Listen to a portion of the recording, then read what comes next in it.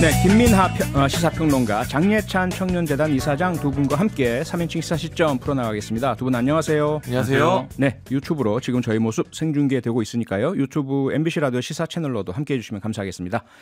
김민하 평론가, 오늘 축구 소식 가져오셨다고요? 축구 소식을, 네, 그렇습니다. 네. 제가 사실은 여러 뉴스 주제를 제안을 했는데 예. 굳이 축구 얘기 한번 하자. 아하. 이렇게 제작진이 얘기를 해서 네. 한국 축구의 월드컵 16강 진출, 과연 정치는 여기서 뭘 생각을 해야 될까? 네. 네, 이런 생각을 저는 해봤습니다. 네, 16강 진출 기적이라고 했는데 브라질에 지니까 또 막 많이 아쉽긴 하더라고요. 장희찬 이사장님도 경기 보셨죠? 네. 저는 어땠습니까? 이번 우리 국가대표가 쓴 기적의 스토리를 보면서 하나의 네. 교훈을 얻었는데요. 네. 리더를 믿어줘야 된다. 우리가 벤투 감독을 믿어줘서 네. 이런 뚝심 있는 결과를 낸 것처럼 네. 우리도 뽑은 지 6개월밖에 안 된 대통령을 좀 더 믿어주면 좋겠다라는 교훈을 축구 국대를 보면서 많이 느꼈습니다. 네. 아름답습니다. 이 정도면 정치병 환자인가요? 아니, 또 사실 뒤에 얘기하려고 그랬는데 네. 한마디 하시니까 또 한마디 해야죠. 이런 구도에서는. 네, 하십시오. 제가 보면서 크게 느낀 거는 예. 선수들이 하나같이 벤투 감독에 대해서 신뢰를 표하고 네. 정말 우리 감독님과 함께하는 그런 시간 동안 여러 가지 얘기들이 있었지만 함께 그래도 이 비전을 공유하면서 여기까지 왔다는 것에 대해서 굉장히 강한 어떤 그런 얘기들을 하더라고요. 그런 그렇죠. 걸 볼 때 네. 리더는 구성원들하고 같이 잘 소통하고 비전을 공유하면서 네. 함께 포용해서 가는 것이 굉장히 역시 중요하다. 예. 이걸 또 저는 느꼈습니다. 네, 뼈가 있는 말씀이셨고요. 같은 축구를 보고도 이렇게 다른 생각을 아니 하는 근데 저는 그러니까요. 그 생각도 했어요. 이 장 이사장님이 한 얘기 저는 생각했어요. 아, 그런 면도 있고 이런 면도 있는 거죠. 그렇죠. 네. 네. 자, 그러면 우리가 사실 여전히 저는 2002 한일 월드컵의 이 감동이 남아 있는데요. 그 당시에 히딩크 리더십 대단했잖아요. 네. 기업도 배우자, 뭐 모든 곳에서 다 배우자 했는데 이번 벤투 감독에 대해서도 참 많은 분들이 말이 많은데 재계약을 일단 안 한다면서요. 그렇습니다. 일단 벤투 감독이 이제 브라질하고 경기 후 기자회견에서 얘기를 했죠. 다들 이미 뭐 뉴스에서 보셨을 겁니다. 예. 한국 감독직 재계약은 안 하기로 했다. 그러니까 축구협회에서 이미 이전에 네. 예선 때 이미 재계약을 제안을 했는데 예. 그때 이제 심사숙고해서 지난 9월달에 안 하기로 했다는 사실을 통보를 했다. 그러니까 이번 월드컵까지가 이 16강까지가 벤투 감독과 함께하는 마지막 이제 일정이었던 거다. 이렇게 얘기를 해서 앞으로는 이제 벤투 감독하고 대표팀이 함께하는 일정은 이제 없을 것으로 보이는데. 네. 제가 이렇게 경기를 제가 뭐 축알못입니다. 사실 축구를 잘 알지 않아요. 근데 그래요? 그래도 이제 전 국민들이 보는 축구인데 예. 제가 대표팀의 경기를 이렇게 쭉 보면서 네. 그런 느낌이 들었어요. 이 한국 축구가 그동안 봐온 게 있지 않습니까, 우리? 네. 근데 또 이렇게 조직적으로 잘 치밀하게 그리고 정말 축구를 하는 것처럼 그리고 해외에 이 정말 이 뭐랄까요 주류에 속하는 어떤 그러한 예. 축구의 문법에 대등하게 우리가 뭔가 대응하고 있다. 맞아요. 이런 경기는 이 히딩크 감독 이후에 또 사실 처음인 것 같다. 그렇죠. 이런 생각이 들었거든요. 그런 네. 점에서 보면은 히딩크 감독하고 벤투 감독이 물론 이제 히딩크 감독을 넘어설 수는 없는 거지만 벤투 네. 감독이 하지만 뭔가 우리 축구의 어떤 이 전술 그다음에 전략 어떤 조직력 이런 측면에서는 예. 또 하나의 새로운 어떤 가르침을 준 것은 또 확실한 것처럼 느껴져서 네. 그런 점에서는 재계약이 불발된 것에 대한 좀 아쉬움도 있고 그런 네. 생각도 들었습니다. 그러게요. 어떻게 표창원 네. 교수님은 축구를 보면서 어떤 생각을 하셨습니까? 우선은 저는 정말 벤투 감독께서 어찌 보면 박수 칠 때 떠나라라든지 정점에서 물러설 줄 아는 분이라는 그런 마음도 있지만 다른 한편으로는 김민하 평론가 말씀처럼 사실 처음에 벤투 감독을 우리 대한축구협회에서 선임 의뢰했을 때 이분이 2002 월드컵 때 우리나라랑 대결했던 포르투갈 팀의 선수였잖아요. 그렇죠. 이후에 지도자 길에 들어섰을 때는 유소년 지도부터 했거든요. 그다음에 청소년 이렇게 밟아 올라가신 이력을 보고 야, 우리 정말 딱 알맞는 분이다. 좀 장기적으로 대한민국 축구를 발전시킬 분 아닐까 생각을 했는데 결국 4년 동안 이렇게 16강 기적을 일궈냈네요.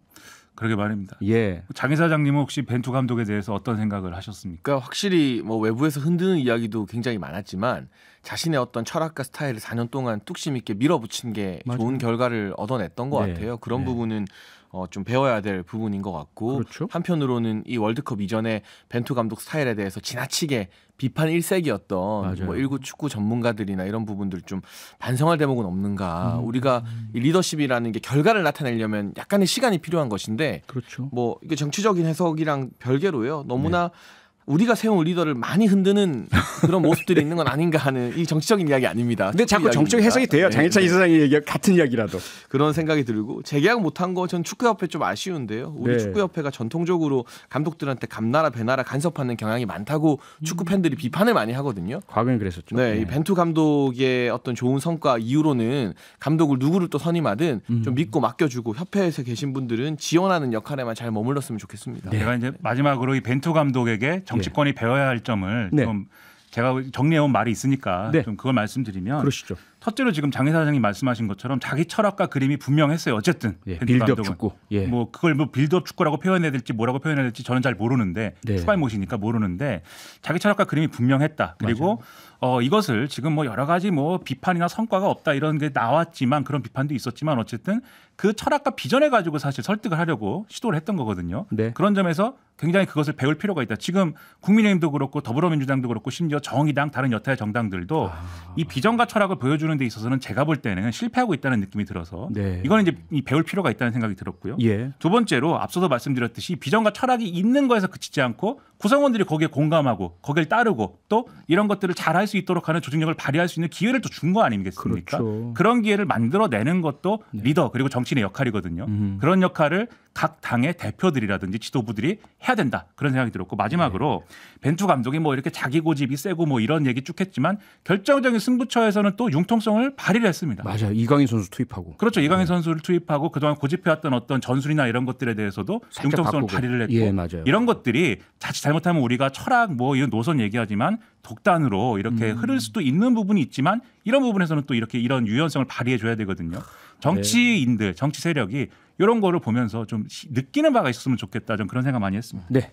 9294번님 들으시면서 문자 주셨네요. 이번 월드컵 선수들이 실력이 정말 정교하고 공격적인 게 달라 보였어요. 앞으로도 응원합니다. 네, 이제 뭐 축구 얘기만 저는 개인적으로는 계속하면 좋겠는데. 더 하면 안 되나요? 네. 지금까지 본 모습 중에 이 네. 코너에서 본 모습 중에 가장 활기차고 가장 적극적인 그런 모습을 보고 있습니다. 얼굴이 좀 밝죠, 제가. 네, 너무 네. 행복해 보이십니다. 그러게요. 근데 이 행복한 시간이 끝났습니다. 본격적인 뉴스로 들어가야 되는데요. 장혜찬 이사장님이 가져오신 뉴스로 넘어가죠. 어떤 뉴스입니까? 네, 아무래도 국민의힘 전대에 대한 관심이 조금씩 고조되고 있는데요. 네. 주호영 원내대표가 최근 한 토론회에서 당대표의 세 가지 조건을 내세웠습니다. 그렇죠. 수도권 승리를 견인할 수 있어야 되고 예. MZ세대에게 인기가 있어야 하며 예. 공천 잡음을 내지 않아야 한다. 아하. 그런데 이 같은 세 가지 조건에 부합되는 당사자가 네. 바로 한동훈 법무부 장관 아니냐는 해석들이 연이어 나오고 있고요. 그러게요. 기존의 전대 출마를 내세웠던 이 당권 주자들은 조금 불쾌해하는 기색 등이 역력합니다. 특히나 영남 출신의 당권 주자들 같은 경우는 네. 데이터를 이제 내세우면서 과거에 영남 출신 대표가 국민의힘과 전신정당을 이끌었을 때 오히려 총선에서 승리했던 사례가 더 많다라는 직접적인 반박까지 또 김기현 전 원내대표가 했거든요. 네. 한동훈 장관이 과연 전대에 차출될 것인가? 저는 개인적으로 전대 차출 가능성 거의 없다라고 수차례 말씀을 드렸습니다만 여기에 담긴 전대의 어떤 정치적 의미들, 집권 여당의 다음 타수는 누가 잡게 될 것인가 등등 이제 슬슬 정치권의 시계가 아직 예산안 처리는 안 됐지만 전대 쪽으로 조금씩은 흘러가고 있는 것 같아서 네. 뉴스로 뽑아왔습니다.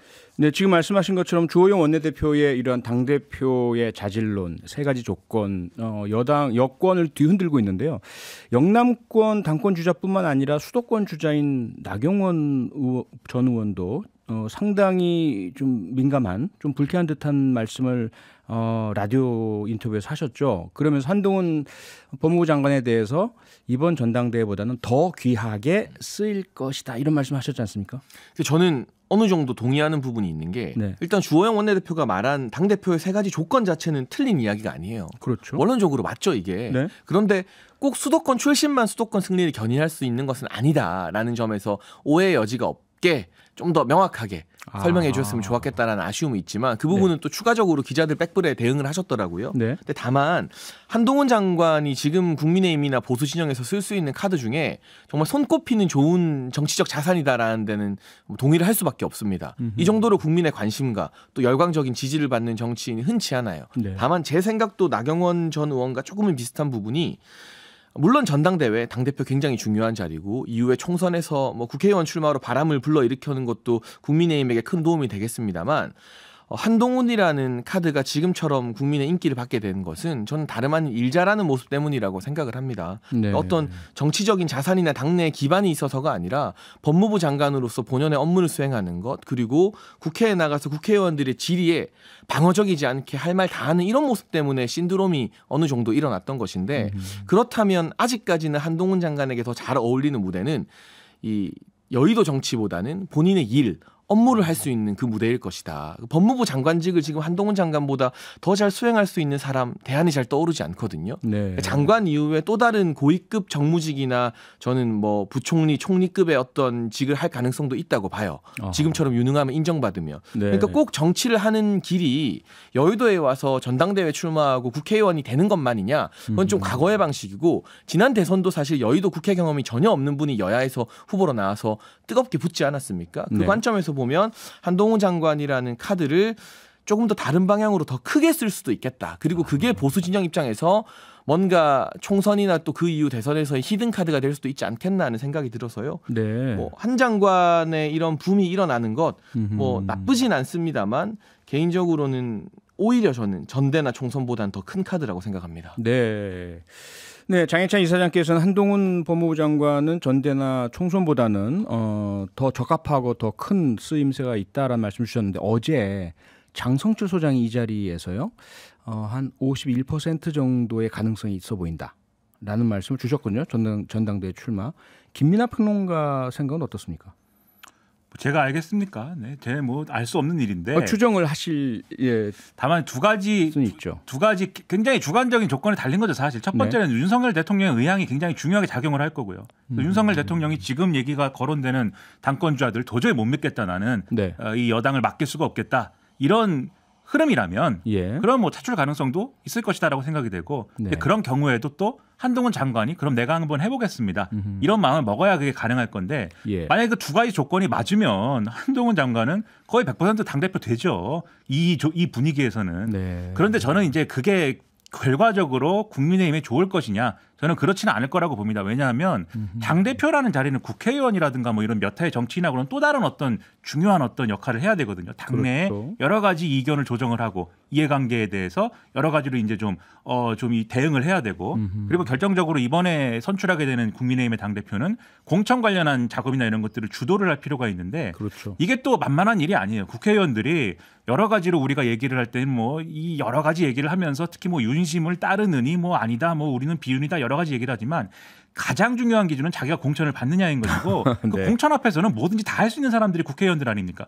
그런 국회의원들을 거의 100명 가까운 국회의원들을 컨트롤해야 되는 그러한 또 이 문제도 있는 건데, 네. 이게 정치 경험 없는 그러한 이제 특히 한동훈 장관 검사 스타일의 이런 스타일로는 좀 하기 어렵고, 오히려 국민의힘 입장에서는 파열음이 더 크게 날 수도 있기 때문에 네. 저는 그래서 전당대회 출마가 가능한 국면으로 아마 만들지 않을 것 같아요, 국민의힘에서는. 아하. 다만 이후에 국회의원 출마나 이런 것들은 저는 이제 가능할 거라고 보는데, 네. 그러니까 나경원 전 의원이 더 귀하게 쓰실 것이다라고 얘기를 한 바 있고, 지금 장해찬 이사장님도 더 높은 자리 갈 수 있다 이렇게 얘기했는데, 네. 그 최종적인 어떤 결말이나 이런 것들은 대선 출마까지 지금 뭐 아직도 많이 남은 거지만, 굉장히 많이 남은 거지만 대선 출마까지도 전제하고 하는 얘기들 아니겠습니까? 그렇겠죠. 근데 그 자리는 제가 볼 때는 어느 정도 그게 뭐 당장이 될지 다다음이 될지 모르는 것이지만 어느 정도 국회 경험이 있지 않으면 이제는 안 되는 그런 조건에 와 있지 않는가, 저는 그런 생각도 들어서 여러 가지를 고려를 하더라도 전당대회 출마할 상황은 아닌 것 같다, 이런 생각입니다. 네. 그리고 지금 당내에서 뭐 한동훈 장관 전당대회 차출론이나 이런 거 띄우는 게 예. 국민의힘이나 한동훈 장관에게도 별로 도움이 안 되는 게요.